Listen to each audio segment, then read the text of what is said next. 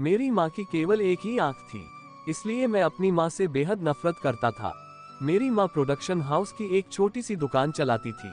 मेरी माँ जब मेरे साथ होती थी तब मुझे अपने आप से बहुत शर्मिंदगी महसूस होती थी, क्योंकि स्कूल के बच्चे मुझे एक आंख की माँ का बेटा कहकर चिढ़ाते थे।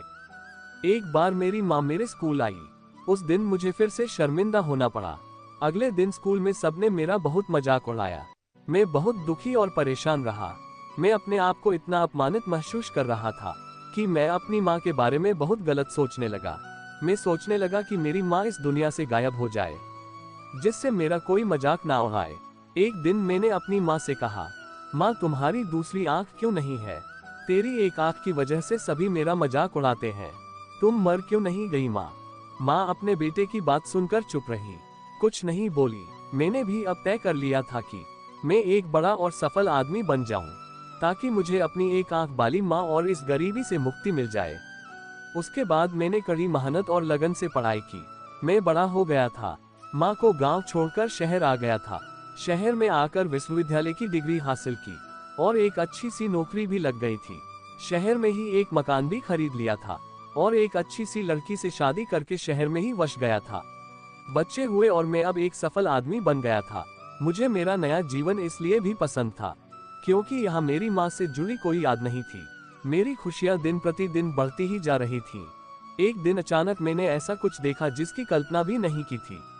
मेरे सामने मेरी माँ खड़ी थी, उसी एक आंख के साथ। मुझे लगने लगा कि मेरी पूरी दुनिया फिर से बिखर गई। मैंने पूछा, आप कौन हैं? मैं आपको नहीं जानता। यहाँ आने की जरूरत कैसे हुई? तुरंत बाहर निकल जाइए मेरे घर से। माँ ने जवाब दिया, क्षमा करना बेटे, लगता है कि मैं गलत पते पर आ गई हूँ। और वो वहाँ से चली गई। मैं ये देखकर खुश हो गया कि उन्होंने मुझसे कोई सवाल नहीं किया।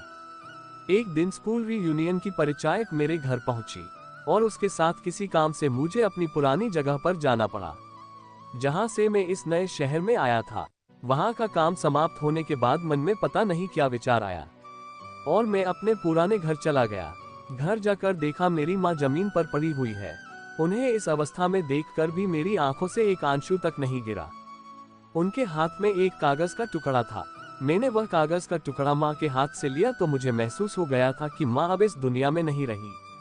माँ ने उस कागज में मेरे लिए ही एक पहला और आखिरी संदेश लिखा था।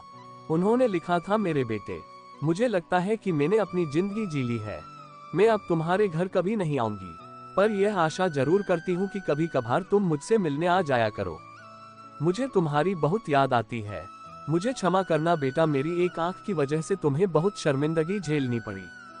बेटा, जब तुम छोटे से थे तब एक दुर्घटना में तुम्हारी एक आंख की रोशनी चली गई थी। एक माँ के रूप में मुझसे ये देखा नहीं गया कि तुम एक आंख लेकर बड़े हो और पूरा जीवन एक आंख से ही जियो। इसलिए मैंने एक आंख तुम्हें दे दी।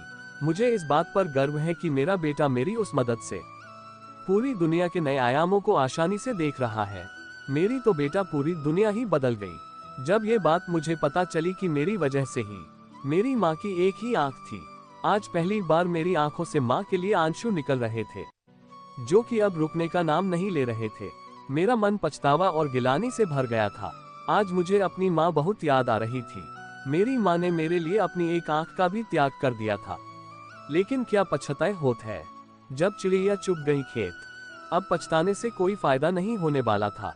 हमें अपने माता पिता का हमेशा मान सम्मान करना चाहिए। माता पिता की स्थिति चाहे कैसी भी हो, माता पिता की वजह से ही हमारा वजूद है। कैसी लगी यह कहानी? कहानी सुनने के लिए बहुत बहुत धन्यवाद।